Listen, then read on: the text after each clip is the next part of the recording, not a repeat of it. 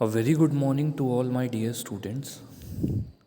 आज की क्लास की शुरुआत हम बच्चों करेंगे जो हमारे चैप्टर के लास्ट में एक टॉपिक दिया होता है व्हाट यू हैव लर्नड। उसमें ये चीज़ें बताई जाती हैं कि क्या क्या हमने पढ़ाई की है, ओके, क्या क्या हमने पढ़ा है अभी तक, वो सारी चीज़ें हमें बताई जाती हैं, ओके। तो इस चैप्टर की शॉर्ट समरी मैं बोल सकता हूँ कि इसमें व्हाट यू हैव लर्नड नाम के टॉपिक में कवर की जाती है। शॉर्ट समरी का मतलब होता है एक छोटी सी पूरे चैप्टर का ओवरव्यू, ओके।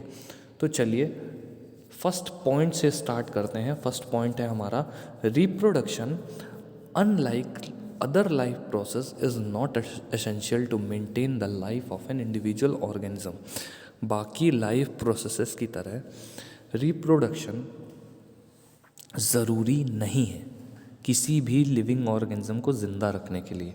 मतलब ऐसा बिल्कुल नहीं है कि जो बाकी लाइफ प्रोसेस हैं जैसे ब्रीदिंग यानी respiration, circulation, excretion, okay, digestion, तो ये सारी चीज़ें अगर नहीं होंगी हमारे शरीर में तो हम ज़िंदा नहीं रह पाएंगे। लेकिन जो अगर रिप्रोडक्शन नहीं होगा तो ऐसा नहीं है कि हम ज़िंदा नहीं रह पाएंगे, हम ज़िंदा रह सकते हैं रिप्रोडक्शन के बिना भी, ओके। बहुत सारे ऐसे मेल्स होते हैं, ऐसे लड़के होते हैं जो शादी नहीं करते, तो ऐसा नहीं है कि वो ज़िंदा नहीं रह पाते, ओके।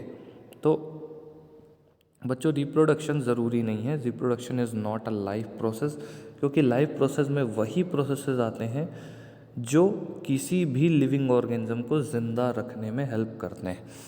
ऐसे प्रोसेस जिनके लिविंग ऑर्गेनिज्म में कोई इफ़ेक्ट नहीं पड़ता है वो लाइफ प्रोसेस नहीं कहलाते हैं। रिप्रोडक्शन उनमें से एक है, okay. Reproduction involves creation of DNA. Reproduction में क्या होता है, डीएनए बनता है, ठीक है, डीएनए क्रिएट होता है, डीएनए की कॉपी बनती है, एंड एडिशनल सेलुलर अपैरेटस, एक एडिशनल सेलुलर अपैरेटस भी होता है, ओके। रिप्रोडक्शन में क्या होता है, सबसे पहले डीएनए की कॉपी बनती है। डीएनए की कॉपी, डीएनए बच्चों आपने कहाँ सुना है, डीएनए आपने सुना है 9th क्लास में, जब सेल चैप्टर आपने पढ़ा था, फंडामेंटल यूनिट ऑफ लाइफ, उसमें जो न्यूक्लियस होता है, न्यूक्लियस के अंदर पाया जाता है बच्चों डीएनए। न्यूक्लियस के अंदर क्या पाया जाता है, डीएनए पाया जाता है, ओके। तो रिप्रोडक्शन के टाइम पे क्या होता है, जो जिस सेल से बेबी बनता है उस सेल का नाम होता है जाइगोट। जिस सेल से चाइल्ड डेवलपमेंट होता है उसका नाम क्या होता है, जाइगोट। तो जाइगोट जो है बच्चों, जाइगोट का जो डीएनए है वो डबल होता है, ओके। जो पेरेंट्स का डीएनए है जिस सेल से बनता है वो उनका डीएनए कॉपी होता है जाइगोट पे, ओके। सपोज करिएगा मेल गैमीट होता है स्पर्म, फीमेल गैमीट होता है ओवम, ओके। तो स्पर्म और ओवम के अंदर जो डीएनए होंगे वो अपने आप को कॉपी करते हैं और कॉपी करके जो जाइगोट बनता है उसका डीएनए बना लेते हैं, ठीक है। तो कुछ पोर्शन आ जाता है स्पर्म के डीएनए का और आधा पोर्शन आ जाता है ओवम के डीएनए का, ओके। तो इस तरह से ये डीएनए की कॉपिंग होती है, ठीक है। Various organisms use different modes of reproduction depending on their body design. अलग अलग ऑर्गेनिजम्स अलग अलग तरीके इस्तेमाल करते हैं रिप्रोडक्शन करने के, अपने बॉडी डिज़ाइन के डिपेंड करके, ओके। जैसा उनका बॉडी का डिज़ाइन होगा वो उसी तरह का तरीका लगाते हैं रिप्रोडक्शन के लिए, ठीक है। फॉर एग्ज़ाम्पल जो एमीबा है, एमीबा ऐसा ऑर्गेनिज्म है जो रिप्रोडक्शन के लिए अपने शरीर को क्या कर देता है, 2 सेल में डिवाइड कर देता है, ठीक है। इंसान क्या करते हैं, इंसान गैमीट बनाते हैं और मेल जो है वो अपने शरीर से फीमेल बॉडी के अंदर अपने गैमीट को छोड़ देता है जिससे फीमेल गैमीट से मेल गैमीट मिल जाए और फिर चाइल्ड का डेवलपमेंट हो जाए, ओके। तो ये आप देख सकते हैं बच्चों कि अलग अलग तरह के लिविंग ऑर्गेनिजम्स यानी अलग अलग तरह के जीव जो होते हैं वो अलग अलग तरीके लगाते हैं रिप्रोडक्शन करने के on the basis of their body design. उनका बॉडी का डिज़ाइन जैसा होता है उसके हिसाब से वो रिप्रोडक्शन के अलग अलग तरीक़ों को फॉलो करते हैं। ठीक है। इन फिजन की बात करें, many bacteria and protozoa simply divide into 2 और मोर डॉटर सेल्स। फिजन मतलब क्या होता है बच्चों? किसी भी चीज़ का टूटना कहलाता है फिजन। यहाँ पर किस फिजन की बात हो रही है? एमीबा में हो रहे या बैक्टीरिया में हो रहे बाइनरी फिजन की बात हो रही। तो बाइनरी फिजन में क्या होता है बच्चों? कोई भी लिविंग ऑर्गेनिज्म अपने शरीर को 2 हिस्सों में तोड़ देता है। ठीक है, अपने शरीर को 2 हिस्सों में क्या कर देता है? तोड़ देता है। ठीक है, तो फिजन का मतलब ही होता है तोड़ना। तो बहुत सारे बैक्टीरिया और कुछ अमीबा ऐसे होते हैं जो अपने शरीर को तोड़ देते हैं और तोड़ करके रिप्रोडक्शन करते हैं। ठीक है, तो ये जो फिजन है ये एक तरह का एसेक्सुअल रिप्रोडक्शन होता है। ओके बच्चों, हम अगले पॉइंट की तरफ चलते हैं। Organism such as hydra can regenerate if they are broken into pieces. कुछ ऑर्गेनिजम्स होते हैं जैसे हाइड्रा, वो रीजनरेट कर सकते हैं। रीजनरेट का मतलब क्या होता है बच्चों? जैसे आपने घर पर छिपकली देखी है, लिजर्ड। तो लिजर्ड की जब पूंछ कट जाती है तो कुछ हफ्तों बाद आप देखेंगे एक नई पूंछ ग्रो करने लगती है। ओके, तो उसी प्रॉपर्टी को बोलते हैं रीजनरेशन। तो हाइड्रा वगैरह के शरीर के हिस्सों से नया हाइड्रा बन जाता है। ओके, हाइड्रा के शरीर के हिस्सों से नया हाइड्रा बन जाता है। इसी प्रॉपर्टी को बोलते हैं रीजनरेशन। ओके, दूसरा एक ऑर्गेनिज्म होता है जिसका नाम होता है प्लेनेरिया। प्लेनेरिया में भी यही प्रॉपर्टी होती है बच्चों। प्लेनेरिया क्या करता है? अगर आप प्लेनेरिया के शरीर को 3-4 पार्ट में काट दो तो हर एक हिस्से से एक नया ऑर्गेनिज्म बन जाता है। ओके,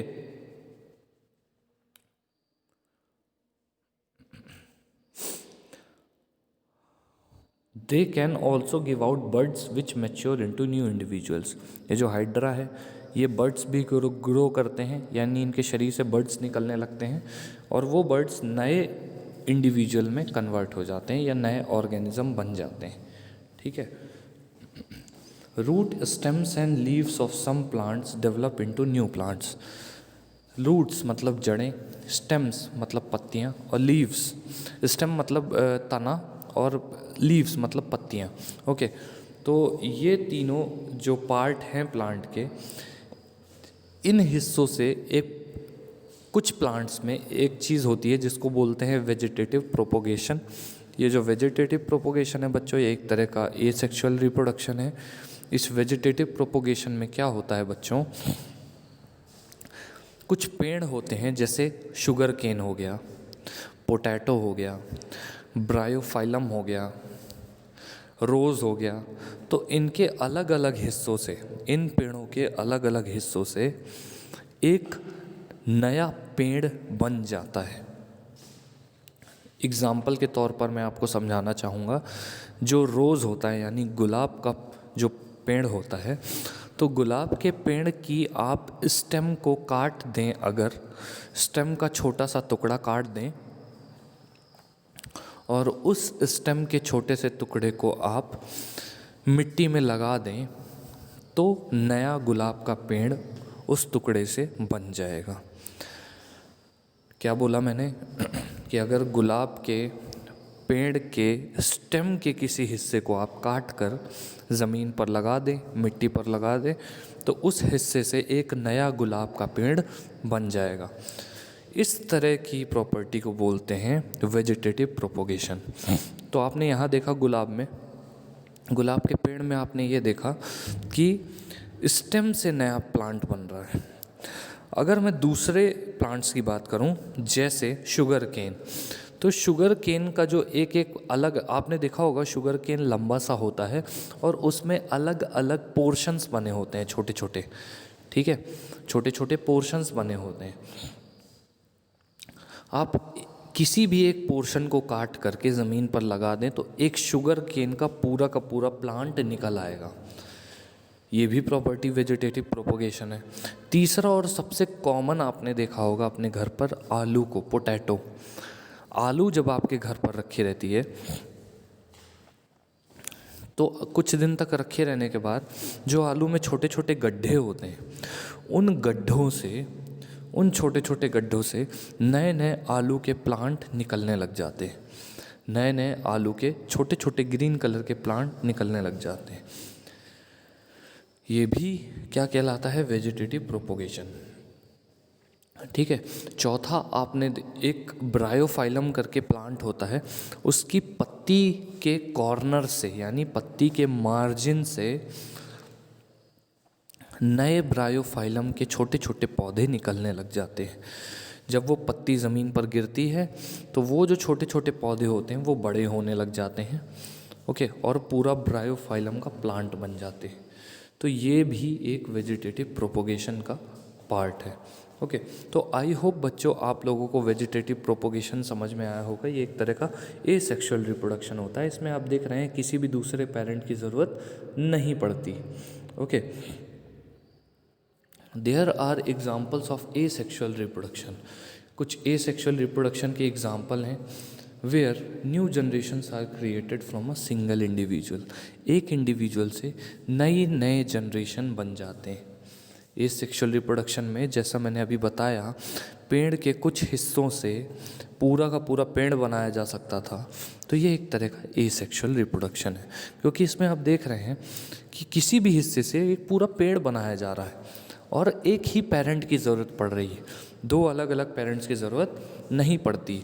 सेक्सुअल रिप्रोडक्शन में क्या होता है बच्चों? दो पेरेंट्स की ज़रूरत पड़ती है, मेल और फीमेल। यहाँ पर एसेक्सुअल रिप्रोडक्शन में पेड़ अपने ही शरीर के अलग अलग हिस्सों से नए पेड़ों को जन्म दे रहा था, किसी दूसरे पेड़ की उसको ज़रूरत नहीं थी। इसीलिए ये एक तरह का क्या है? एसेक्सुअल रिप्रोडक्शन है। ठीक है। सेक्सुअल रिप्रोडक्शन में क्या होता है? It involves two individual. यहाँ पर दो पेरेंट्स की ज़रूरत पड़ती है सेक्सुअल रिप्रोडक्शन में, मेल पेरेंट की और फीमेल पेरेंट की, तब जाके वो रिप्रोडक्शन कर पाते हैं और उससे बेबी बन पाता है। DNA copying mechanism create variations which are useful for ensuring the survival of the species. DNA copying जो मैकेनिज्म्स होते हैं उनमें वेरिएशन आता है जो बहुत यूज़फुल होता है। ठीक है, डीएनए कॉपिंग जो मैकेनिज़म्स होते हैं उनमें वेरिएशन आता है और ये वेरिएशन बहुत यूज़फुल होता है for ensuring the survival of the species. Species के सर्वाइवल के लिए ये वेरिएशन बहुत ज़रूरी होता है। ठीक है, डीएनए की कॉपी नहीं बनेंगी तो जो बेबी पैदा होगा वो मदर और फादर से एकदम डिफरेंट होगा। अभी आप देखते हैं जो भी बच्चा पैदा होता है, जब वो बड़ा होता है तो उसके चेहरे को जब आप देखेंगे तो उसके चेहरे में उसकी आँखें हो सकता है उसके फादर जैसी दिखें, उसकी नोज़ उसकी मदर जैसी दिखे। ओके, तो कुछ ऐसे फीचर होते हैं जो मदर और फादर दोनों से आते हैं। ऐसा कैसे होता है बच्चों कि जब मेल और फीमेल गैमीट मिलते हैं तो मेल गैमीट का जो डीएनए होता है और फीमेल गैमीट का जो डीएनए होता है, उस डीएनए की एक एक कॉपी आकर के बेबी के अंदर आ जाती है, यानी जो जाइगोट बनता है उसमें आ जाती है। ओके, तो इसीलिए कुछ फीचर्स हम अपने मदर की तरफ से एक्वायर करते हैं और कुछ फीचर्स हमारे फादर जैसे होते हैं हमारे। ओके, तो ये डीएनए कॉपिंग के कारण ही होता है बच्चों। ओके, वेरिएशन मतलब क्या होता है बच्चों? आप देखेंगे कि आपकी क्लास में पढ़ने वाले जितने भी लड़के लड़कियां हैं उन सब के चेहरे, हाइट, कलर आपसे डिफरेंट है। ओके, तो यही कहलाता है वेरिएशन। एक ग्रुप ऑफ पॉपुलेशन में जो चेंज होते हैं उन्हीं चेंजेस को क्या बोलते हैं? वेरिएशन बोलते हैं। Okay, reproduction in flowering plants. Reproduction in flowering plants. Flowering plants में बच्चों जो रिप्रोडक्शन होता है उसमें क्या होता है कि पॉलन ग्रेन्स से जो पॉलन ग्रेन्स होते हैं मेल रिप्रोडक्टिव सिस्टम से जो फ्लावर होता है बच्चों, सबसे पहले तो मैं आपको ये बताना चाहूँगा, फ्लावर प्लांट्स का रिप्रोडक्टिव पार्ट होता है। फ्लावर क्या होता है? प्लांट्स का रिप्रोडक्टिव पार्ट्स होता है। जैसे हमने मेल और फीमेल के रिप्रोडक्टिव पार्ट पढ़े थे ह्यूमन बींग्स में, ओके, तो वैसे ही फ्लावर जो होता है वो प्लांट्स का रिप्रोडक्टिव पार्ट होता है, ओके। फ्लावर दो तरह के होते हैं बच्चों, यूनिसेक्सुअल फ्लावर और बाईसेक्सुअल फ्लावर। यूनिसेक्सुअल फ्लावर क्या होता है बच्चों? ऐसा फ्लावर जिसमें या मेल रिप्रोडक्टिव पार्ट्स हों या फिर फीमेल रिप्रोडक्टिव पार्ट्स हों। तो ऐसा फ्लावर जिसमें या मेल रिप्रोडक्टिव पार्ट्स हों या फिर फीमेल रिप्रोडक्टिव पार्ट्स हों, उस फ्लावर को बोलते हैं यूनिसेक्सुअल फ्लावर। यूनि का मतलब होता है सिंगल, तो सिंगल सेक्स वाला फ्लावर कहलाता है यूनिसेक्सुअल फ्लावर, ठीक है। बाईसेक्सुअल फ्लावर बच्चों क्या कहलाता है?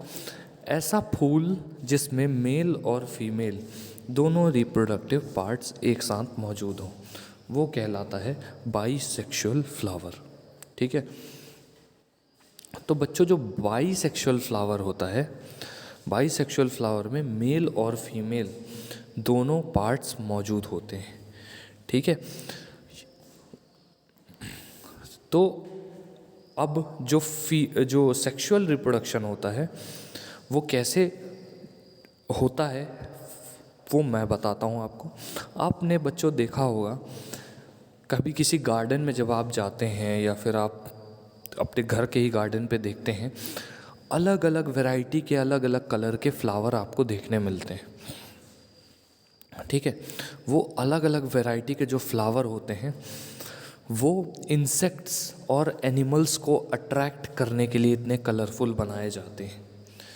इंसेक्ट्स और एनिमल्स को क्यों अट्रैक्ट करना होता है? क्योंकि जो मेल फ्लावर होता है बच्चों, मेल फ्लावर में मेल रिप्रोडक्टिव सिस्टम होता है। मेल फ्लावर में जो मेल रिप्रोडक्टिव सिस्टम होता है उसको बोलते हैं स्टेमेन। क्या बोलते हैं? Stamen, okay.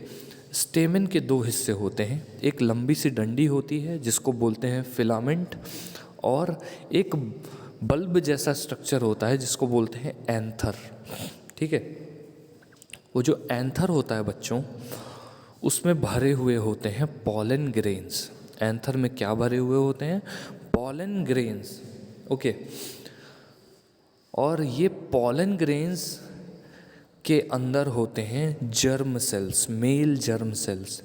इन्हीं के अंदर वो काबिलियत होती है कि वो जो फीमेल फ्लावर है उसको फ्रूट में कन्वर्ट कर दें, ठीक है। तो मेल गैमीट यानी जो मेल जर्म सेल होता है जिसको जो पॉलन ग्रेन के अंदर होता है वो पाया जाता है स्टेमेंस में, ठीक है।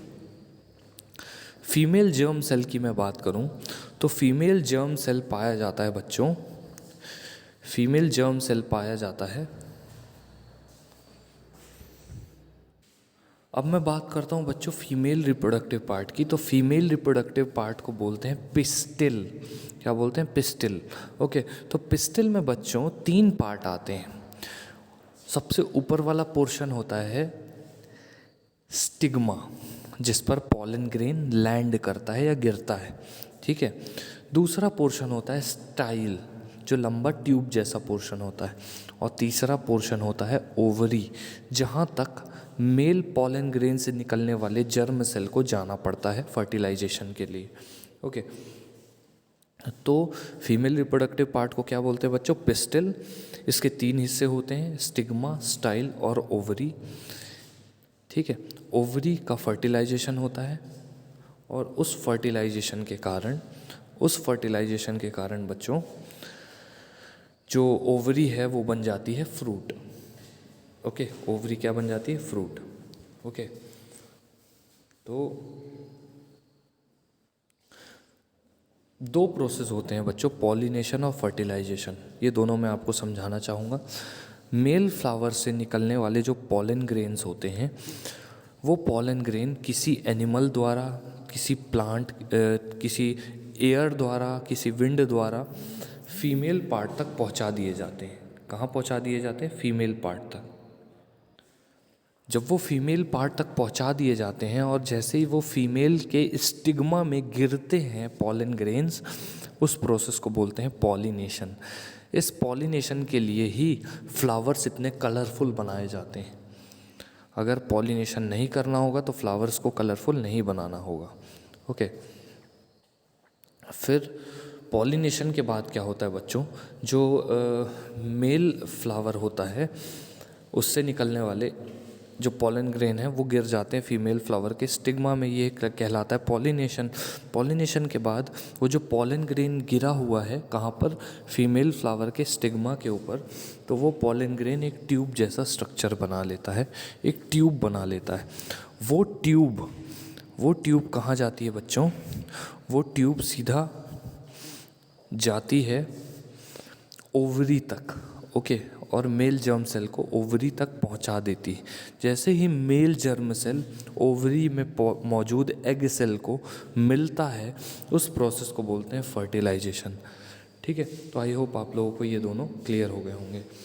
Changes in the body at puberty, puberty में लड़कियों और लड़कों की बॉडी में कुछ चेंजेस आते हैं। जैसे लड़कियों में ब्रेस्ट यानी चेस्ट एरिया जो है उसका साइज़ इंक्रीज़ हो जाता है, लड़कों में दाढ़ी मूंछ वगैरह आने लगती है। तो ये सारे साइंस होते हैं सेक्सुअल मैच्योरिटी की तरफ बढ़ने के। Okay, the male reproductive system in human beings consist of testes. जो मेल रिप्रोडक्टिव सिस्टम होता है ह्यूमन बींग्स में, उसमें क्या क्या आ जाता है, टेस्टीज आ जाते हैं, पेयर होते हैं टेस्टीज के, मतलब 2 टेस्टीज होते हैं। टेस्टीज का काम क्या होता है बच्चों, टेस्टीज हार्मोन पैदा करता है। कौन सा हार्मोन पैदा करता है, मेल सेक्स हार्मोन पैदा करता है। उस मेल सेक्स हार्मोन का नाम होता है टेस्टोस्टेरॉन।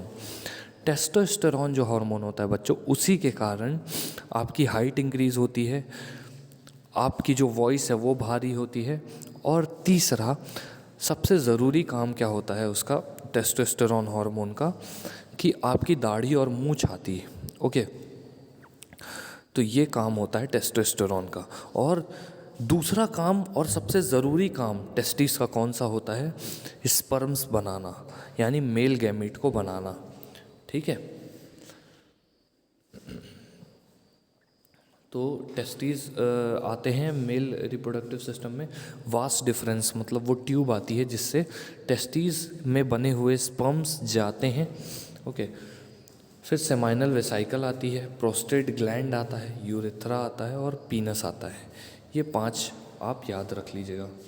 ओके, ये 6 जो दिए हैं, testes, sperms, vas deferens, seminal vesicle, prostate, urethra and penis, ये 7 आप जो पार्ट्स हैं इनको याद कर लीजिएगा।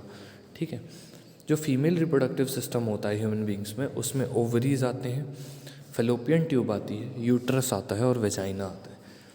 ठीक है, ओवरीज जिससे निकलता है female gamete ovum, fallopian tube जहाँ पर ओवम निकल कर के आता है, यूट्रस जहाँ पर चाइल्ड का डेवलपमेंट होता है, और वेजाइना जहाँ से स्पर्म्स की एंट्री होती है। ठीक है, sexual reproduction in human beings involves the introduction of sperm in the vagina of the female. Sexual reproduction के लिए स्पर्म्स को मेल की बॉडी से निकलकर फीमेल बॉडी के वेजाइना तक जाना होता है। Okay, fertilization occurs in the fallopian tube. Fertilization यानी मेल गैमीट का फीमेल गैमीट से मिलने का जो प्रोसेस है वो फेलोपियन ट्यूब या ओविडक्ट में होता है। ठीक है, contraception to avoid pregnancy can be achieved by the use of condoms. Contraception क्या होता है बच्चों, कॉन्ट्रासेप्शन मतलब प्रेगनेंसी रोकने के जो तरीके होते हैं उनको बोलते हैं कॉन्ट्रासेप्शन। ठीक है, तो ये कुछ चीज़ों का इस्तेमाल करके किया जा सकता है, जैसे condoms, oral pills, copper T और दूसरे मेथड्स। तो आई होप स्टूडेंट्स इस चैप्टर के बारे में जो भी मैंने आपको इन्फॉर्मेशन दी, जिस तरह से मैंने रिवीजन कराया, आपके दिमाग में वो फीड हुआ होगा थोड़ा बहुत। चैप्टर की रीडिंग कई बार करते रहिए। जो भी पॉइंट्स आपको क्लियर नहीं हैं, जो भी नहीं समझ में आया है, जहाँ पर भी डाउट हो रहा है आपको, आप मुझे बताइए। Okay, so that's all for now students. मैं उम्मीद करता हूँ कि आप लोग घर पर पढ़ाई कर रहे होंगे, और पढ़ने से भी ज़्यादा बच्चों जो पढ़िए उसको लिखिए, क्योंकि वहाँ एग्ज़ाम में आपको लिखना ही पड़ेगा। ओके, भले ही सिलेबस रिड्यूस हो गया है बट आपको लिखना ही पड़ेगा, जितना भी रिड्यूस हुआ हो। इतना कम भी नहीं कर दिया गया है कि आपको कुछ पढ़ना नहीं पड़ेगा, कुछ लिखना नहीं पड़ेगा। आपको अभी भी सिलेबस काफ़ी है, तो आप डेली एक चैप्टर उठा करके उसको अच्छे से रिवीजन करें और लिखना चालू करें अगर आपको अच्छे मार्क्स स्कोर करने हैं। So that's all for now, thank you so much.